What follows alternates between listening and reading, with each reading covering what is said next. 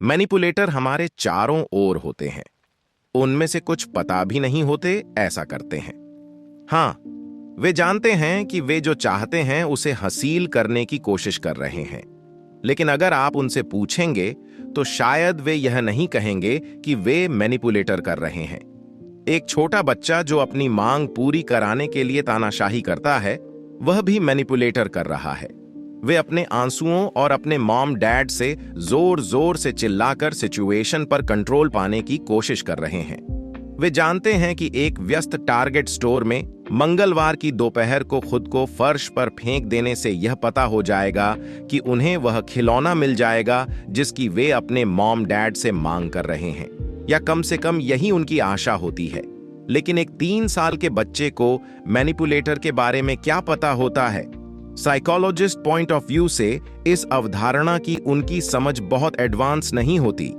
फिर भी वे वहां हैं, सुपरमार्केट की एक गली में फर्श पर लात मारते और चिल्लाते हुए, जबकि उनके माता पिता किसी से माफी मांगते हुए शर्मिंदा होते हैं। यह संभवतः मैनिपुलेशन का उनका पहला प्रयास है, और बाद में जीवन में वे एक अच्छे मैनिपुलेटर बन जाते हैं या नहीं, यह कई प्रैक्टिस पर निर्भर करेगा। इनमें से एक यह है कि मॉम डैड तानाशाही पर कैसे एक्शन देते हैं। यदि बच्चा तानाशाही करके वह प्राप्त कर लेता है जो वह चाहता है, तो वे तय करेंगे कि हां कहने का यह वास्तव में एक शानदार तरीका है। यदि नहीं, तो उन्हें कोई अलग तरीका आजमाना पड़ सकता है। तानाशाही करने वाले बच्चे का उदाहरण यह दिखाता है कि मैनिपुलेशन एक बहुत ही सिंपल व्यवहार है। हर इंसान के अंदर मैनिपुलेशन करने की क्षमता होती है। कुछ लोग इस टेक्निक्स पर विकसित करते हैं, जबकि अन्य नहीं करते। जन्म के समय सभी इंसान मैनिपुलेशन करने वाले होते हैं। अपनी खुद की जीवित रहने के लिए दूसरों का उपयोग करने की क्षमता आपके अंदर पहले से ही होती है, क्योंकि बच्चे के रूप में आप कुछ और नहीं कर सकते सिवाय दूसरों पर निर्भर होने के। एक फिक्स्ड एज में आपसे उम्मीद की जाती है कि आप इस आवश्यकता को पार कर चुके होंगे और आत्मनिर्भर हो गए होंगे। तो hey guys, welcome to my channel conscious psychology. आज मैं आपको कुछ ऐसे ट्रिक्स बताऊंगा जो आप अपने फायदे के लिए उसे यूज कर सकते हो। Number 1, flattery. हर किसी को तारीफ सुनना अच्छा लगता है। जब आप जानते हैं कि आप अपनी सबसे अच्छी स्थिति में हैं और किसी और से किसी सलाह की आवश्यकता नहीं है, तब भी एक स्ट्रेटेजिक तारीफ हमेशा वेलकम करते हैं। Flattery is one of the simplest yet most effective tool of manipulator. सबसे सरल शब्दों में आपके मन में आपके अपने परफेक्शन की इमेज दिखेगी।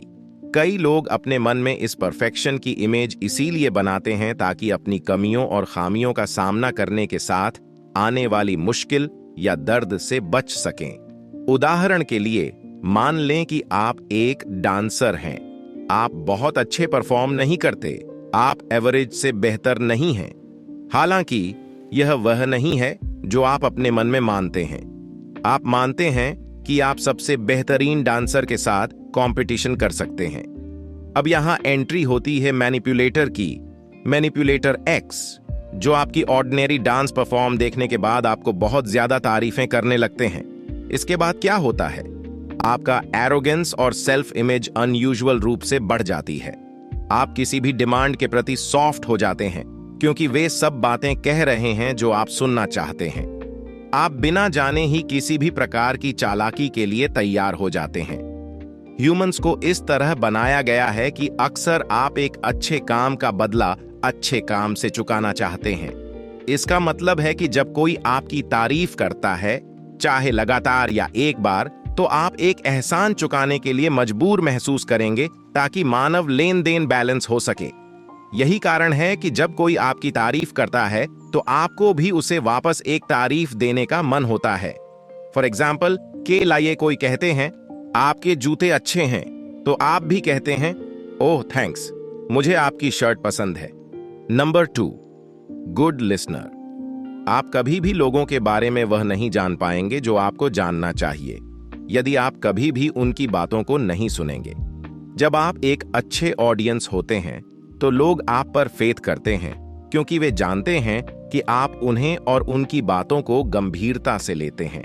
एक अच्छा लिसनर होना फेथ एक्वायर्ड करने के सबसे सरल तरीकों में से एक है, और फेथ हर उस व्यक्ति के लिए एक हथियार है जो किसी को अफेक्टेड करना चाहता है। एक बार जब किसी ने आपको अपना फेथ दे दिया तो आप उनकी किसी भी डिमांड को मान लेने के आधे रास्ते पर होते हैं। एक अच्छे और एक खराब लिसनर के बीच कई प्रॉपर्टी होते हैं जो उन्हें अलग करते हैं। अच्छे लिसनर बोलने वाले व्यक्ति पर ध्यान केंद्रित करते हैं और फोन जैसी बातों से ध्यान नहीं डिस्ट्रैक्टेड करते हैं।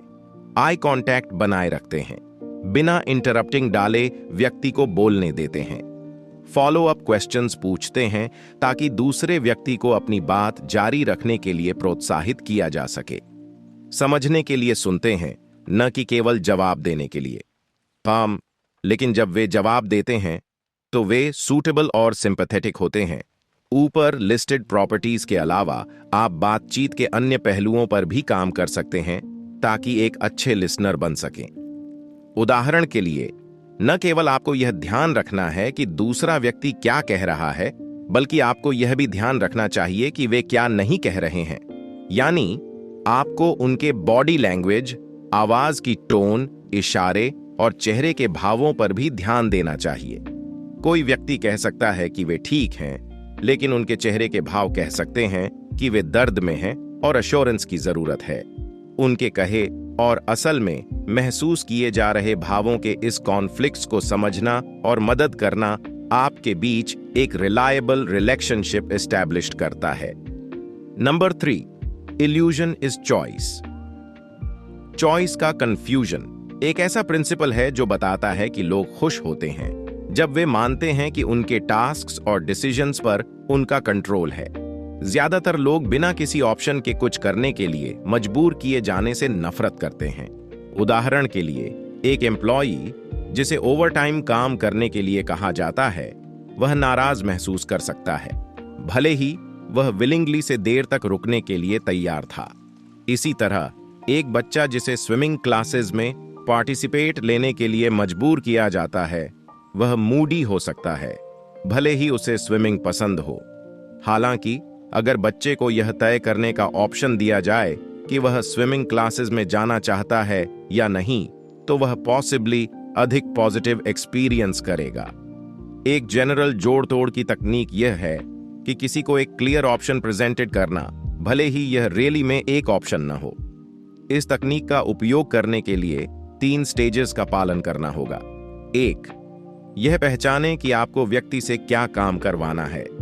2, अपने टारगेट के पास 2 या अधिक ऑप्शन लेकर जाएं, जिसमें वह ऑप्शन भी शामिल हो जो आप चाहते हैं कि वे चुनें। 3, एंश्योर करें कि अन्य विकल्प इतने इम्प्रैक्टिकल हैं कि उन्हें रिजेक्ट किया जा सके। फॉर एग्जाम्पल के लिए, एक बॉस के रूप में आप अपने एम्प्लॉई से पूछ सकते हैं कि वे वीक के दिनों में ओवरटाइम काम करना पसंद करेंगे या रविवार को आना। ज्यादातर लोग पहले ऑप्शन को चुनेंगे ताकि अपने दिन छुट्टी पर काम करने से बच सकें। इस तरह आप उन्हें फेथ दिलाते हैं कि उनके पास सिचुएशन पर कंट्रोल है, जबकि आपने उनके डिसीजन को पहले ही डिटरमाइंड कर लिया था। इस अप्रोच से यह प्रतीत होता है कि उन्होंने विलिंगली से चुना है, भले ही आपने उनके डिसीजन को चुपचाप डायरेक्टेड किया हो। Number 4, turn your flirt on. Flirting एक कला है जो कभी भी स्टाइल से बाहर नहीं जाएगी।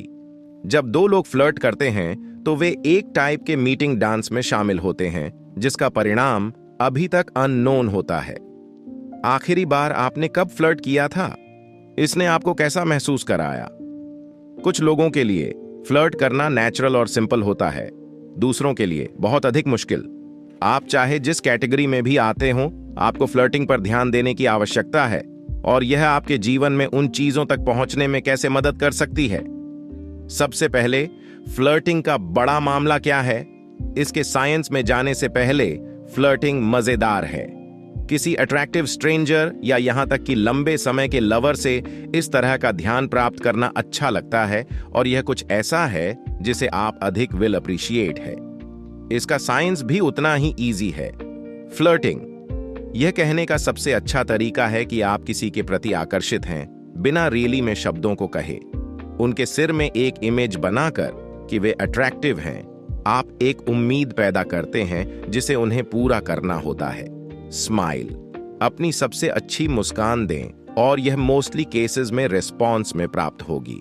अपने बारे में बात करें बिना बहुत अधिक खुलासा किए, क्योंकि आप शेलफिश शॉक्स की तरह नहीं दिखना चाहते जो केवल अपने बारे में बात करना पसंद करता है। दूसरे व्यक्ति की अप्रिशिएशन करें, उनकी आइडियल सेल्फ इमेज को एनकरेज करें। फिजिकल कांटेक्ट की पावर का उपयोग करें। दूसरे व्यक्ति के कंफर्ट जोन, उनके अपर आर्म को हल्के से छुएं। बॉडी लैंग्वेज की भाषा का उपयोग करें, यह बताने के लिए कि आप दूसरे व्यक्ति की बातों में इंटरेस्ट रखते हैं। यह उन्हें इंपॉर्टेंस महसूस कराता है। यौन हो सकते हैं बिना एक्सेसिव जोरदार हुए। ऑब्सीन जोक्स और इनअप्रोप्रिएट का उपयोग न करें। यदि आपको सस्ते पिकअप लाइनों का उपयोग करना पड़े तो इंश्योर करें कि ये फ्लॉलेस और अट्रैक्टिव वे में पेश की गई हों। एक ऐसी दूरी बनाए रखें जो आपको दूसरे व्यक्ति के सफिशिएंट करीब रहने की अनुमति देती है, बिना उनके पर्सनल जोन में एक्सेसिव इंटरफीरेंस किए। आपकी नाकें एक दूसरे से नहीं टकरानी चाहिए, लेकिन आपको सूक्ष्म और शारीरिक संपर्क बनाए रखना चाहिए। Number 5, emotions. मास्टर मैनिपुलेटर्स अपने इमोशंस के कंट्रोल में नहीं होते। इसके बजाय उन्होंने अपनी इमोशंस को मास्टर करना और कंट्रोल में रहना सीख लिया है, जिससे वे अपने दिमाग का उपयोग करते हुए लॉजिकल सोच सकते हैं, न कि अपनी इमोशंस का पालन करते हुए। यदि आप अपनी इमोशन पर कंट्रोल नहीं रखते हैं तो आप अपने रिलेशनशिप्स के दौरान गुस्सा, उदास और यहां तक कि सैड हो सकते हैं। इस तरह का नियंत्रण खोना आपके ऊपरी हाथ के ऑब्जेक्टिव के लिए हार्मफुल होगा। अपनी इमोशन को कंट्रोल करना सीखना एक प्रोसेस है जिसमें टाइम और प्रैक्टिस की जरूरत होती है। आप एक दिन में जागकर हैप्पी, कॉन्फिडेंट इंसान नहीं बन जाएंगे जो कभी गुस्सा या उदास नहीं होता। यह एक रात का काम नहीं है। अपनी इमोशंस को कंट्रोल करने के लिए आपको अपनी इमोशन को आइडेंटिफिकेशन और उन्हें कंट्रोल करने की प्रोसेस से गुजरने को बहुत जरूरत होगी। खुद को ट्रेंड करना कि आप अपने लाइफ में प्रेजेंटेड होने वाली हर भावना पर तुरंत और अनडिटरमिन्ड तरीके से रिएक्ट न करना। अगर आपको गुस्सा आता है जब भी कोई आपके बारे में पर्टिकुलर कमेंट करता है, तो आपको वापस जाकर समझना चाहिए कि यह कमेंट आपको इतना अपसेट्स क्यों करती है। एक बार जब आप मेन कारण पर काम कर लेंगे तो आप बाद में इस तरह की कमेंट्स से गुस्सा न होना शुरू कर सकते हैं। Number 6, timing and opportunity. समय कितना भी अच्छा हो, अगर आपका समय सही नहीं है तो आप सक्सेस नहीं हो सकते। कुछ सिचुएशंस में आपकी चालें काम नहीं करेंगी और इसका कारण यह नहीं होगा कि वे अच्छी नहीं हैं, बल्कि इसलिए कि आपका समय सही नहीं है। यह पता लगाना इंपॉर्टेंट है कि आपका टारगेट कब ज्यादा सेंसिटिव होता है और कब वे आपके साथ समय नहीं बिता सकते। सही अपॉर्चुनिटीज की पहचान करना आपको सक्सेस दिलाएगा। फॉर एग्जाम्पल के लिए, रिटेल स्टोर महीने के स्पेसिफिक टाइम पर सेल्स क्यों करते हैं? वे जानते हैं कि इस टाइम उनके कस्टमर के पास पैसे होते हैं और वे शॉपिंग के लिए तैयार होते हैं। अपने टारगेट के लिए सबसे सूटेबल टाइम चुनना आपको बेहतर रिजल्ट देगा। उदाहरण के लिए, मान लीजिए कि आप किसी बीच पर आराम कर रहे हैं और तभी एक सेलर आपके पास आता है और कुछ बेचने की कोशिश करता है। आप क्या कहेंगे? अगर आप एक नॉर्मल इंसान हैं जिसे अपना अकेला में टाइम बिताना पसंद है और छुट्टी में कोई डिस्टर्बेंस पसंद नहीं है, तो आप सेलर को वहां से जाने के लिए कहेंगे और शायद कुछ गाली भी कहेंगे। इस सेलर को यह नहीं पता कि उन्होंने सबसे खराब टाइम चुना है, एक ऐसा समय जो आपके लिए सूटेबल नहीं है। इसलिए आप उनसे और उनकी चीजों से जल्द छुटकारा पाना चाहेंगे। तो आज के लिए इतना ही। अगर आपको यह वीडियो पसंद आया हो तो इसे लाइक करें और हमारे चैनल को सब्सक्राइब करें। अपने विचार हमें कमेंट्स में बताएं। हम आपके सुझावों का स्वागत करते हैं। धन्यवाद और अपना ध्यान रखें।